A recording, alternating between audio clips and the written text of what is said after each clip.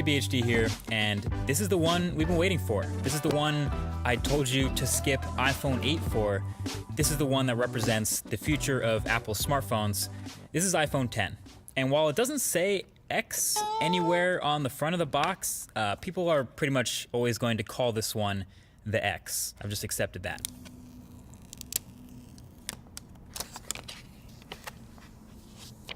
So this is your first look at the unboxing experience, and spoiler, it's pretty much exactly the same as iPhone 8 was, and almost every other iPhone. Headphones, adapters, stickers, it's all in the box, but I guess it's a good thing there's no surprises here. And so you can see right here off the bat, it's a really shiny, chromy, reflective phone.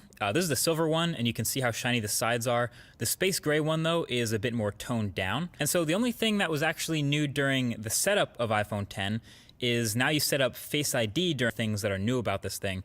Obviously, the biggest difference is the display up front, the 5.8-inch OLED corner-to-corner screen that fits in a footprint smaller than the iPhone 8 Plus, which has a smaller screen. So naturally, pretty much all the focus is going to be on that and the notch at the top and how apps handle it, etc. And I can tell you that aside from all the incompatible apps I've come across that are going to have to get updated, my experience with the display panel itself have been pretty decent so far. It's bright, it's contrasty, well calibrated, definitely not oversaturated like some OLEDs can be. And just handling and playing with this phone in the studio here for the first time, it's answered some immediate questions that I had about it from the last video. So first of all, since there's no home button, obviously, you have that swipe up gesture to go home, but we were wondering, how do you take a screenshot? That is power and volume up. So that's the new screenshot combo for iPhone 10. And then since holding the power button now goes to Siri, how do you turn the phone off? Well, it's going to be long pressing the power button and volume up key, and that'll get you to see that power off menu. So those are two new key combos to memorize there. And then of course I was reminded of how many gestures there are now to memorize. Obviously when you get rid of a button, there's a whole bunch of swiping and gestures to replace it. So there's the multitasking and app switching motions, which are pretty similar but both kind of useful in their own way.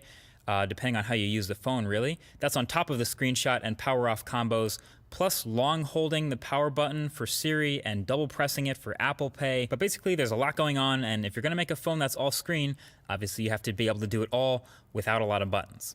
Anyway, one of the biggest differences between iPhone 8 and iPhone 10 is the new front-facing camera suite up at the top in that notch. The IR blaster, the depth sensor, etc. And all that enables a couple of new things with this phone. Number one is obviously Face ID. The setup, like you saw, was pretty quick and painless, and it's been working pretty well since then for unlocking my phone. Now, I've only really had this phone for a day like the rest of press, but so far in this time, it's been fine, and it works as advertised as far as being smart and not easily spoofed. You can see the little lock under the time when the phone is locked, and basically instead of placing your fingerprint, the phone will not unlock until you look at the phone like you did during the setup process. And then once you do, it's pretty quick to unlock. You can see the little thing open, and then you can swipe up to open your phone. And sure enough, it doesn't work with a picture of you. It doesn't work when you're looking away. It doesn't work when your eyes are closed.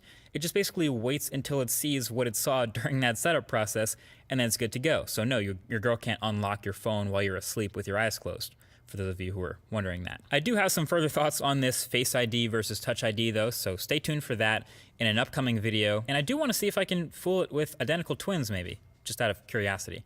Anyway, with the new notch, you also get a new front-facing camera complete with selfie portrait mode. Messing around with it, it seems pretty average.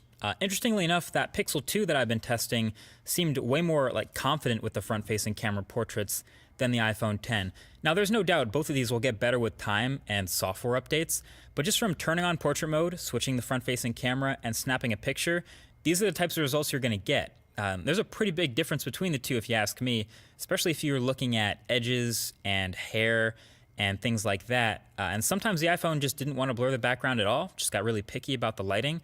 But that's something, again, we'll be testing a lot more for the full review of this phone.